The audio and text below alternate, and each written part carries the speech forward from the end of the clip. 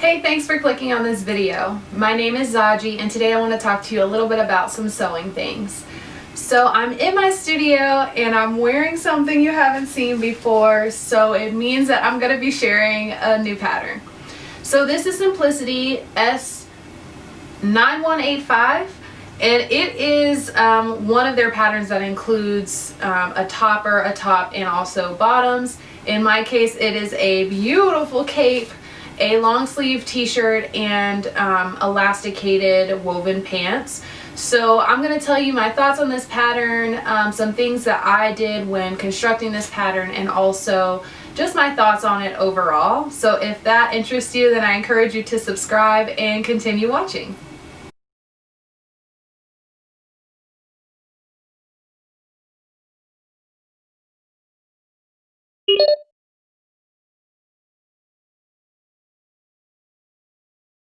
But let's get started talking about this sewing pattern. So I made this pattern with the intention of it being a muslin, which is essentially just a first trial of a pattern so that you're able to see what the fitting is like, see what fabrics work best. All of those things are kind of what you work out with fabric that's not your precious, like, final version fabric. So if you do make a mistake, it's not the end of the world and you haven't just lost this fabric that maybe you've been hoarding for a special project. So this fabric all came from Walmart, and I believe that the total cost of everything, this entire outfit basically cost me $8 outside of the D-rings that I used on the pants, which I bought from Amazon quite a while ago because I do use D-rings in like my bag making as well, so I have quite a bit of those, so I'm not including that in the cost. So this is a really inexpensive outfit, and I knew exactly what I was going to be making with these fabrics when I went to Walmart. Now, not every Walmart, I understand, has fabric bundles kind of like how I bought, and if I have any still in rolls, I'll kind of show you what they look like. But in the arts and crafts area where the sewing area is, sometimes Walmart will put remnant cuts or just cuts of fabric that they maybe had returned or things like that, and they'll mark them down really inexpensively, sometimes $1 per yard. I've seen them as expensive as $4 a yard, but those are usually pretty rare. I don't usually see any that expensive. It usually ranges from $1 to $3 a yard, and they'll have like 2-yard cuts, 3-yard cuts, and sometimes 5-yard cuts. So for this pattern, I used a sweater knit. This fabric was actually $2 for the bundle, so I paid about $1 a yard for it, and for my size I needed 2 yards, and that was perfect. For the sweater, or not the sweater, the t-shirt underneath, this one was also, actually I think this one was $2 for $2 per yard, so I paid $4 for this shirt. And though the pants were $1 a yard, so I only paid $2 for this woven fabric, and I believe it's kind of like a herringbone weave to it, and it's just a micro herringbone pattern, and it's beautiful. I actually am so impressed with the quality of these fabrics, and even though they were really inexpensive, this is very much so a high-end looking outfit in my opinion. And also what I've heard from other people that I work with and people that have seen me in this outfit, it is very much so extravagant and it does draw attention. So outside of the fabric's sake, I want to talk about the construction of this pattern. So I'll go through just with the different versions. So for version A, which is the cape, which is what I made with sweater knit. I think you can also use like rib knit or just regular jersey for it as well.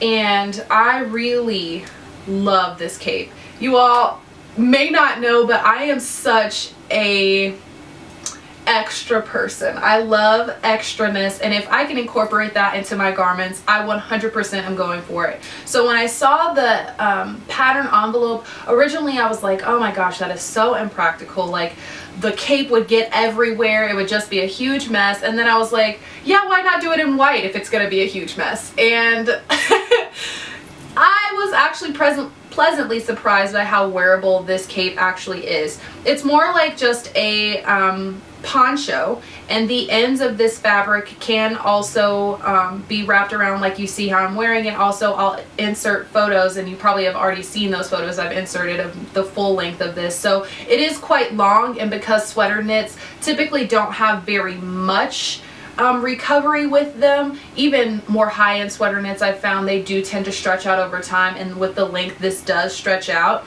And I'm a pretty tall person, so at the end of the day of wearing this cape, I do realize that it is touching the ground, so it's best for me to wrap it around myself or do, you know, something clever with a tie or something like that. But it is actually quite wearable, and I love the look of this cape. It came together pretty easily with most simplicity patterns, especially working with knit. I find that I use my serger a lot to finish edges and seams, which is exactly what I did with this top. I didn't use my cover stitch to hem this. I used just a simple zigzag to hem all around the edges, and I found that that works really well. If you're someone who is concerned about the look of the raw fabric like turned over on the hem, since this is kind of an exposed edge, the whole end of the cape is exposed, you might want to do something with a cover stitch, or even just doing a zigzag but trimming the extra seam allowance or hem allowance really close to that seam, and then it doesn't really show up very much. I don't find that it's noticeable, especially if you're using a thread that matches your fabric. So I felt like everything came together. There wasn't really anything that I changed in the construction of this garment except for what did I change? Oh, except for in the armholes. So the one armhole that they have you doing kind of like a narrow stitch that kind of blends into the other seam. Since I used a serger, I don't have seam allowances, and so all I did was kind of just a roll on the hem, instead of like, I just rolled the hem under and stitched it down really close. So I didn't use the narrow hem technique that they use, which I don't find really works with any way that I construct their patterns. I usually don't do that finish because I use my serger to finish the raw edges. But if you're not using a serger, then I feel like that would be a good technique to kind of blend in that seam allowance around where the armhole is. Wait, where is the finished armhole? It's on this side. It's over here. But over here, where the one side is actually closed all the way to the hemline, that's where I'm talking about. And I'll put up the step on the screen so that you can kind of know what I'm talking about, since I was all over the place with that. Anyway, next is to the t-shirt, which is version B of this pattern. And I am not someone who loves making t-shirts. I know that a lot of people make them because they're really quick projects to get through and they are really useful in a wardrobe. For me, since I do typically wear one-piece outfits like dresses or jumpsuits and things like that, I don't make a lot of separates. So this is kind of my venture into doing more separates, as I realize that there is a huge gap in my wardrobe for them. But this shirt, I don't know why I have been obsessed with the sleeves. So I'll show you this one. Let's see if it will. So you can kind of see. It has a split, yeah. So it has a split hem on it, and it's a really long sleeve. And I know it's really long because, again, I'm a tall person and I made no adjustments to this pattern. I intended to make it just as is, and if I needed to change things, I would do it in my next version. And I don't have any modifications to any of these versions at all. So if you're someone who is shorter than I am, or if you're someone who's taller than I am, or my height, it's something to think about when you are making this garment, that maybe you will want to shorten the sleeves or maybe lengthen them. I feel like they hit at a pretty good length for me, very comfortable, and I love how wide they are at the bottom. They don't, they're not like a bell sleeve, but they're just wider sleeves. And with that added split on there, I just think it's such a chic looking t-shirt. And it has a boat neck. Let me see, I'll lift up the cape so you can kind of see. So it has a wider neck. I'm not going to be able to take this off with my makeup, but it has a wider neck line on it. and it's a higher neckline as well, which I think is just uber flattering. So I'm obsessed with this shirt. I know for a fact that I will be making more of these shirts, maybe not necessarily in combination with a full outfit plan like how this pattern is designed, but I know I'm gonna make more versions of version B because I think this is just such a cute top. And I made it with this kind of thin stripe, and it just looks real chic to me, and I'm living for this top. So next I want to talk about the pants of this pattern. The pants pattern is version C, and so I struggle with this pattern a little bit, even though I love the look of these pants and I love the style of these pants, and the fact that they're elasticated is something that really is right up my alley. I chose a size that I felt like would work for me, so I did a size 12 straight through this pattern, and I feel like that was really a great choice for the top, for the cape, and for the pants. The only qualm I have is that I didn't do elastic that was short enough to really work well for me. I have a smaller waist, and these pants are made to fit right at the waist, I believe, so, or right above it. So for me, because I picked a size that worked for the top, it just didn't end up working for the length of elastic that was recommended for a size 12.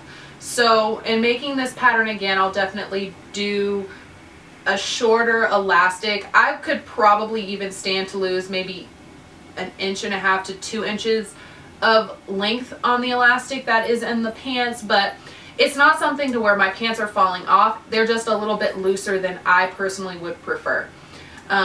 In constructing this garment, everything was pretty seamless except for the very front extension and how these tabs come together for the D-ring and everything with the pleats. So my boxes to secure aren't completely perfect, and I'll tell you it's just because I broke several needles because of how the pleats kind of are arranged, plus the elastic, plus the double layers. It was just a lot. And yeah, I was getting very tired of redoing those boxes. So they're gonna be how they are for now. So if that really irritates you, I'm very sorry. But listen, I was there, okay? I was taken right there, and I was not trying to go there again. I was very frustrated. And so what I did, once I figured out kind of how these pants came together, I started filming bits and pieces so that I can kind of show you all who maybe are interested in making these pants or are in the process of making these pants right now. I can show you the tips that worked for me when I put together the front of these. And so I'll insert those for you now.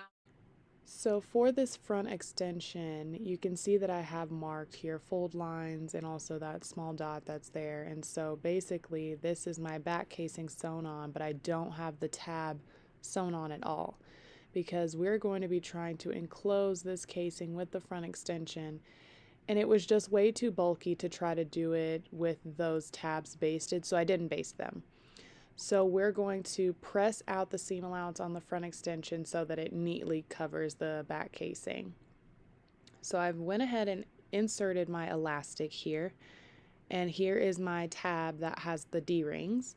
So I'm essentially going to line up all of those things so that they're all enclosed in this next seam. So first I have the front extension, then the tab, then the casing, and then the extension again. I'll show you what that looks like.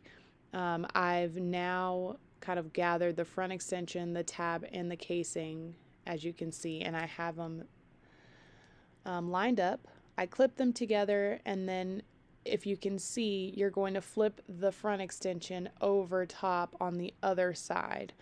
And so I'll show you here how I just have the front extension now folded back over, and I'm going to stitch right where that 5/8 seam allowance is that I pressed before. But yes, overall, I do really love this pattern. I love how it came together. I think that it's something that could really fill your wardrobe quite quickly. The pants I feel like would be able to be worn to work or casually. and it would be a versatile thing to add into a wardrobe. It's going to definitely get a lot of wear in my wardrobe, and I see myself making this pattern again because I am obsessed with how everything came together. Now, I don't typically redo patterns, and I'm saying that now, and I may never get around to it, but in my mind right now, I'm thinking, oh my goodness, I need 1,000 of these. Probably not specifically 1,000, but pretty close to 1,000. But yes, if you love this content, if you really did like to see me review this pattern, please let me know down below if there's any patterns that you'd like to see me review, like to see me try out, or if you are planning on making this pattern or have made this pattern and have your own thoughts and opinions on how you put things together or how they worked out for you. Please let me know those down below too. And with that, I'm going to love you and leave you. Thanks so much for watching. Bye-bye.